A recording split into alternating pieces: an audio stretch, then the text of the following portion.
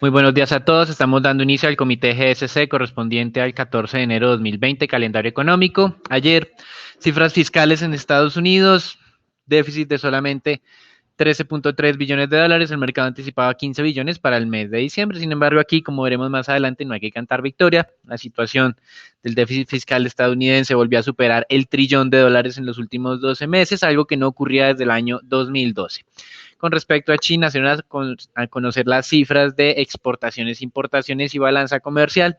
Exportaciones crecieron 7.6%, superando la expectativa de casi un 3%, y obviamente mejor que el anterior mes, donde se registró una contracción del 1.3%. Las importaciones crecieron 16.3%. En términos generales, ambas cifras le dan tranquilidad al mundo. Sin embargo, la balanza comercial o el superávit comercial chino volvió a aumentar desde unos 38.7 hacia los 46.8 billones de dólares, y digamos que aquí, como veremos en el análisis de monedas, este superávit comercial chino está marcando una tendencia alcista, sobre todo desde mayo del 2019, a pesar de que este superávit de China frente a los Estados Unidos ha venido descendiendo. En apariencia, puede uno considerar que ha venido utilizando otros países puente, como Vietnam, o sus inversiones en otros mercados para hacer estas reexportaciones hacia los Estados Unidos. Con respecto a los indicadores dados a conocer esta madrugada, hay pocas declaraciones de miembros del Banco Central Europeo. En Estados Unidos ya se dio a conocer las cifras de inflación. Recuerden, como es usual, la advertencia que hacemos, que no es el indicador preferido de la Reserva Federal para analizar las tendencias de precios, pero que obviamente está correlacionado en el largo plazo con el PCE. Estos indicadores, tanto de la inflación total como de la inflación básica, se ubicaron en el 2.3%. La inflación total aumentó desde el 2.1%. El mercado anticipaba una aceleración mayor, a 2.4%, pero fue 2.3%. Y la inflación básica se mantuvo inalterada de acuerdo a lo esperado en el 2.3%. Más adelante tendremos declaraciones del presidente de la Reserva de Nueva York, el señor John Williams, de Esther George, y de otros miembros, en este caso ya del Banco Central Europeo y del Banco Central de Japón. Seguimos esperando las cifras de desembolsos crediticios en China. Mercados accionarios, el día de ayer el Standard & Poor's 500 nuevamente estaba mostrando una dinámica no muy alcista. Recuerden que abríamos con una apertura de más 0.3%. En algún momento la jornada iba cediendo esta valorización. Sin embargo, una vez el secretario del Tesoro de los Estados Unidos informaba que China fue excluido de la lista de países manipuladores de monedas porque en solo 5 meses había modificado varias conductas que eran calificadas por los Estados Unidos o por el secretario del Tesoro como contrarias pues al libre mercado. Recuerden que esto también viene de la mano de mañana la firma del acuerdo fase 1 comercial entre China y Estados Unidos. Entonces, algo más que fundamental del cambio de comportamiento de China lo interpretamos realmente como algo de pues un proceso político normal en estos momentos de acuerdos, entre comillas, comerciales, impulsando entonces al Standard & Poor's 500 a niveles de los 3.290 puntos, casi 3.300 puntos el día de ayer, nuevo máximo histórico. El Dow Jones también se vio favorecido, se acercó a los 29.000 puntos, más exactamente los 28.907 puntos, y el Nasdaq también se valorizó 1%, alcanzando los 9.270 puntos. Solamente en el día de ayer los sectores de salud y de telecomunicaciones registraron pérdidas. El de petróleo estuvo muy estable, afectado por el desplome del precio del petróleo, que se alejó ya de los $60 para el caso de WTI. Estamos hablando de niveles inferiores a los $59. Ha sido un poco más resistente el Brent, que está muy cerca de los 65. Con respecto a Europa, estamos viendo el día de hoy una dinámica muy, digamos, lateral. Llevamos cerca de 3 jornadas para el caso europeo, con descensos cercanos al punto 12, punto 18. Bueno, en este momento está mostrando un cambio de dinámica al tema europeo, pues hace algunos minutos se descendía también 0,12%, en este momento se valoriza 0,09%. Este índice europeo, como ustedes pueden ver, alcanzó un máximo la semana pasada de 419 puntos. En este momento está cerca hacia ese nivel. Estamos hablando de un 0,8% por debajo de ese máximo de la semana pasada. Los futuros el día de hoy abren en los Estados Unidos relativamente estables, el descenso es solamente menos 0,04% en el mini contrato de futuro del Standard & Poor's 500 y JP Morgan acerca de este tema de las acciones en los Estados Unidos dice que todavía no hay un escenario de burbuja accionaria, que para ellos es necesario que el índice Standard & Poor's 500, que como vimos en este momento llega a los 3.300 puntos, debería alcanzar los 3.700 antes de desatar esta alerta de posible burbuja del mercado accionario. Esta es una valorización adicional del 13%, es decir, estamos relativamente cerca hacia ese nivel. Los inversionistas creen que este año las utilidades de las empresas que hacen parte de este índice descenderán 1,9% en esta, por lo menos, publicación de resultados de cuarto trimestre 2019. Así que sería como el cuarto trimestre consecutivo donde comenzamos con una expectativa bajista en temas de utilidades. El año pasado fue más bien estable, no subieron, pero no cayeron, que era la expectativa. Vamos a ver si, digamos, esto vuelve a ocurrir y dando inicio a esta temporada de publicación de resultados. Ya tuvimos las cifras de JP Morgan que superó las expectativas de los analistas, principalmente por un mejor comportamiento de lo que fueron los ingresos de negociación del mercado de renta fija, superándolo más de $1 billón frente a las expectativas. 21% crecieron entonces los ingresos de trading, alcanzando los 36,4 billones. Es la mejor o es el mejor registro histórico trimestral para cualquier banco en los Estados Unidos, y de esta manera pues tuvimos una sorpresa de casi 9% en las expectativas de utilidad por acciones para el caso de JP Morgan. Citigroup también publicó resultados replicando esas sorpresas para el caso de JP Morgan, un poco más moderado, 3,5% de sorpresa en esos resultados,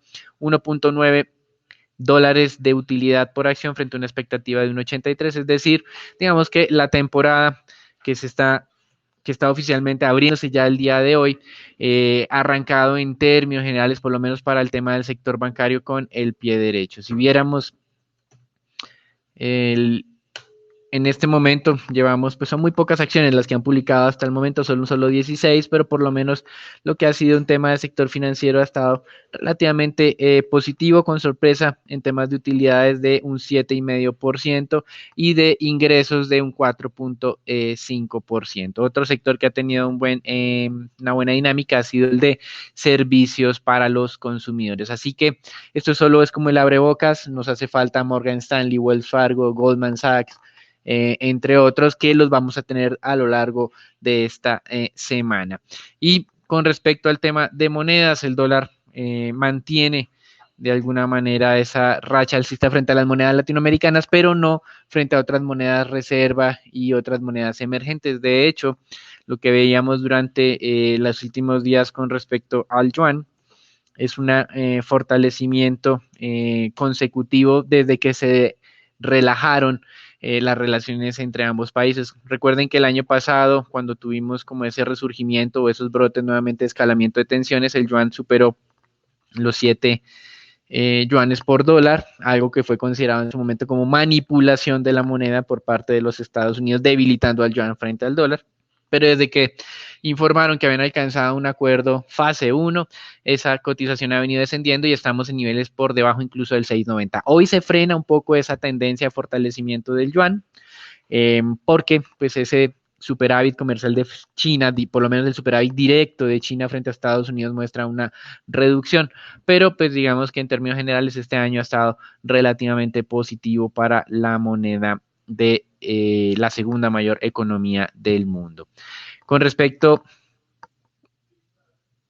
al superávit comercial chino, nos ha llamado la atención la tendencia que hemos identificado desde mayo de este año. Normalmente uno habría esperado que con todos estos aranceles implementados por parte de los Estados Unidos, este superávit comercial chino pues habría tenido un 2019 muy negativo, pero como es usual en nuestros análisis, tratando de utilizar los promedios móviles de 12 meses para ver como un poco más la tendencia de estos movimientos, lo que ustedes pueden ver aquí de una manera muy simple es que el peor momento o la dinámica negativa de el superávit comercial chino pasó en el año 2018 y que este año 2019 hemos tenido una dinámica alcista, sobre todo a partir, como mencionábamos, del mes de mayo. Históricamente, el superávit mensual chino más alto es de unos 61 billones de dólares. Ahorita estamos hablando que ha alcanzado casi los 47 billones.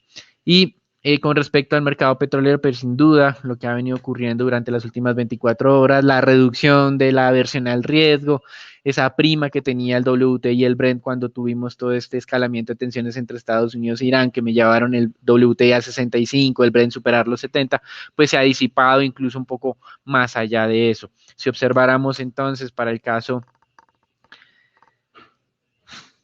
del Brent, la línea técnica pues me mostró agotamiento de tendencia alcista, pues una vez descendió de los niveles de los 70 de manera muy acelerada y en este momento empieza a mostrar, digamos, el riesgo de eventualmente tener una configuración bajista. Interesante, hay una zona de congestión para el tema del Brent que está entre los 62 y los 61. Lo mismo ocurre para el caso del WTI, obviamente en otros niveles, el WTI, esa zona de congestión estaría entre los 57 y los 56. El día de ayer alcanzó a descender a niveles del 57.85, hoy estamos en 58.60, pero digamos que lo interesante es ver aquí que ambos referentes del mercado petrolero me muestran agotamiento de tendencia alcista. Nosotros empezamos a advertir que por encima de los 60 por el WTI no habría como demasiado espacio de valorización. Se demoró un mes pues en confirmar esto y digamos que ya tenemos pues una reversión razonable desde nuestro punto de vista. Podríamos continuar los descensos, pero como manifestamos, hay que sondear entonces la zona 56-57 WTI y la zona 61-62 para el caso del Brent. Y en tema de renta fija todo está muy quieto. Tal vez lo más relevante, como mencionábamos, eran esos indicadores fiscales en los Estados Unidos. Uno podría asumir que las cosas no están tan mal desde este punto de vista, pero nuevamente, al igual que lo que acabamos de realizar con el tema de la balanza comercial de China, nos gusta hacer como los promedios 12 meses de estas indicadores mensuales. Y ese promedio 12 nos muestra claramente un deterioro de las cifras fiscales en los Estados Unidos, a pesar de que están alcanzando supuestamente su mejor momento, como es calificado por el presidente de los Estados Unidos. Ustedes pueden ver esa tendencia de deterioro de las finanzas públicas, sobre todo a partir del año 2017, recibió con un déficit mensual promedio de unos 48, 47 billones de dólares y ya lo lleva en un promedio de 85 billones, es decir, casi que está duplicando el déficit mensual promedio.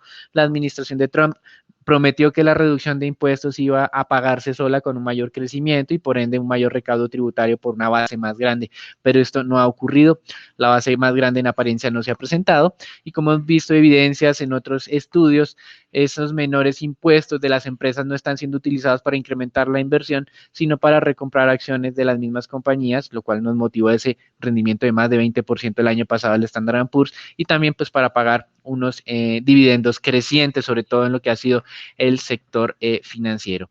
Esta compensación, obviamente, de mayor déficit fiscal en los Estados Unidos ha estado de la mano de la mayor emisión de tesoros que ya alcanzan los 23.2 trillones de dólares.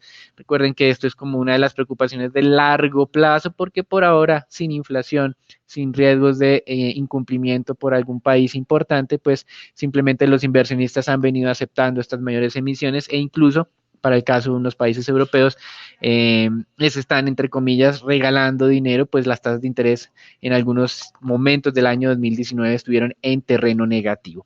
Hasta aquí el reporte internacional. Recuerden, la noticia de ayer fue la exclusión de China del listado de países manipuladores de monedas en preludio, como preludio a la firma mañana del acuerdo comercial fase 1 entre pues, el equipo negociador chino y el de Estados Unidos. Eso es todo por ahora, los dejamos con Daniela y Raúl para la información del mercado colombiano.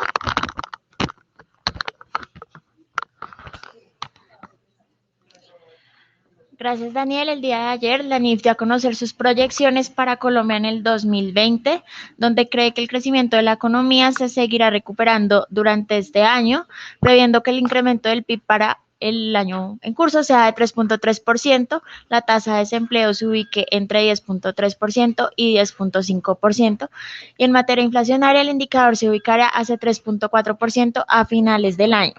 Según ANIF, para que se dé esta disminución en la inflación, requerirá que el Banco de la República eleve su tasa repo en 25 puntos básicos para el cierre del primer trimestre. Asimismo, la DIAN reportó el recaudo bruto acumulado de 2019 que alcanzó cerca de 158 billones de pesos, donde se evidenció un crecimiento de 9.3% con respecto al 2018. El cumplimiento de la meta asignada para la entidad en 2019 fue del 100.6%. Asimismo, aquí la NIF para que finalizó su comunicado afirmando que Colombia enfrenta desafíos fiscales en 2020 tras la implementación de la reforma tributaria y pone en duda que el recaudo de 159 billones brutos para este año. Por último, el día de ayer el Comité del Paro Nacional se reunió y anunció que el 21 de enero se reanudarán las movilizaciones a nivel nacional. Asimismo, dio a conocer que la movilización más fuerte se llevaría a cabo en marzo. Sin embargo, se menciona que las conversaciones con el gobierno se reanudarán el próximo 19 de enero. Esto es todo por las noticias de Colombia. Los dejamos con Raúl con el informe del mercado accionario. Gracias, Daniela. Al inicio Colcap, en la jornada del día de ayer se mostró leves desvalorizaciones, donde principalmente no ha terminado de levantar cabeza los volúmenes. Se negociaron 93.000 millones de pesos. La especie con mayor volumen de negociación fue el ETF H Colcel con 16.000 millones. Como tal, los agentes del mercado están buscando este ETF, el cual tiene un poco más de sobreponderación a aquellos activos que son considerados como rezagados. Hablamos puntualmente de Grupo Sura, Grupo Argos, Nutresa, Cementos Argos principalmente. El día de hoy esperamos que el índice se mantenga como tal relativamente estable, como tal los mercados afuera tienen un comportamiento mixto, los futuros se valorizan el 0.3%, mientras que Europa gana un poco de valor y Asia también. Por lado de noticias, relevante destacar que después de observar los estudios para la integración de la bolsa colombiana con la peruana y la chilena, el comité de la BBC autorizó a la administración para que implemente los mecanismos corporativos requeridos que permitan continuar trabajando en la evaluación y el análisis de dicha iniciativa. Se están adelantando como tal los trámites, sin embargo, no hay mayores novedades acerca de esto. Por el lado de las recomendaciones en la jornada del día de ayer se desvalorizaron, principalmente Cemex acumuló una pérdida de un poco más del 4%, sin embargo se mantiene distante del nivel de stop loss. Por otra parte, Canacol se mantuvo relativamente estable y Grupo Sura ganó un poco de valor, las demás sí se desvalorizaron levemente. Desde el punto de vista técnico tenemos la acción de Mineros, la cual en la jornada del día de ayer se valorizó un 1.3%, principalmente luego que la compañía anunciara que vendió el 100% de su participación filial de Superadora Minera y el título correspondiente minero del proyecto Nechi por un monto de 5.5 millones de dólares, lo anterior en línea con la estrategia de la firma para enfocar su operación local en proyectos aluviales, el cual al día de hoy representan el 85% de la producción en Colombia. Se espera que termine como tal de vender su participación en, en las operaciones mineras.